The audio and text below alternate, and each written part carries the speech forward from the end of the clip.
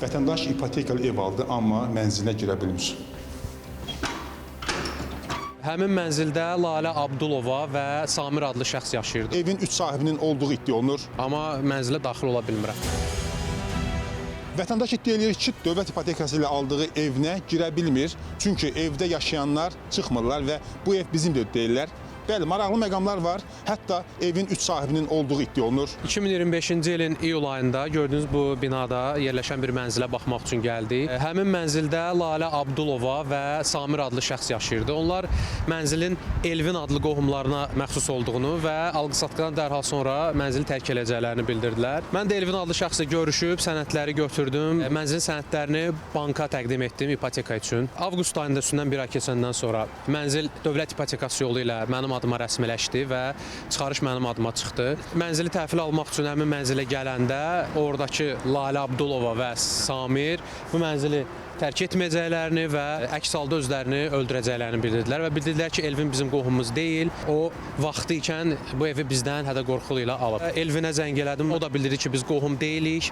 O insan dələduzdur, mən o insanla heç bir əlaqəm yoxdur. Hal-hazırda ödənişini davam etdirirəm, amma mənzilə daxil ola bilmirəm. Bu günə qədər nə qədər ödəniş eləmisiniz? Sentyabr ayından hardasa 6000-ə yaxın, hər ay 900 manat civarında, 900 manatdan biraz artıq ödəniş eləyirəm. Bəs ümumilikdə mənzil nə qədər qiymətləndirilmişdi? Mənzil 212 min manat civarında qiymətləndirilmişdi. Qiymətləndirmə şirkəti evə baxış keçirtdi və həmin vaxtı bu insanlar evdə idilər. Həmin əməkdaşlara heç bir məlumat vermədilər, bildirmədilər ki, biz evi tərk etməyəcəyik. Yəni özləri qapını açıb buraxmışdılar evə.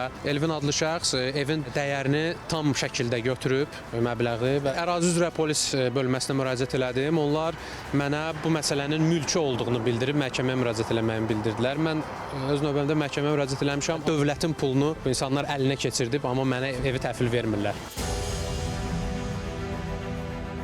Bəli, haqqında danışılan sözü gedən mənzilə gəlmişik. Görək mənzildə yaşayanlar bu haqda nə deyirlər?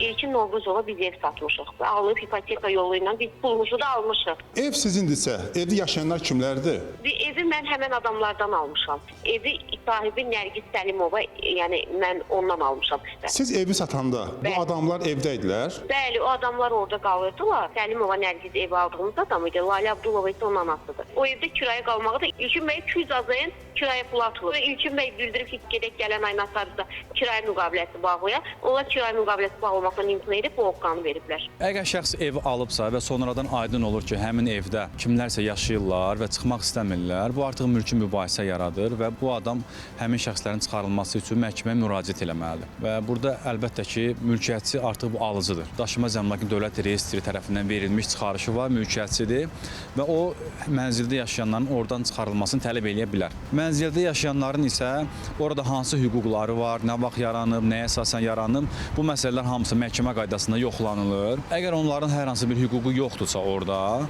o zaman onlar məhkəmə tərəfindən qərar qəbul olunaraq oradan çıxarıla bilərlər. Hazırda mənzildə yaşayan Lalə Abdulova isə bildirdi ki, mən heç kimin evinə zorla girməmişəm. Həmin mənzil qızım Nərgiz Səlimovanın adına idi. 2025-ci ilin iyul ayında Elvin və onun arvadı Aynurə adlı şəxslərin hədə-qorxusunun nəticəsində ev borca görə girov olaraq Elvinin adına keçirilib. Lakin 20 gün sonra İlkin bəylə alqı-satqı müqaviləsi bağlanıb. İlkin Novruzov isə ev sahibinin biz olduğumuzu və orada problem olduğunu bilirdi. Alqı-satqı zamanı Elvinə verilən çıxarışın da təzə olduğunu görüb. Hazırda biz qızıma məxsus olan evə aid imzalanan hər iki müqavilənin etibarsızlığı ilə bağlı məhkəməyə müraciət etmişik.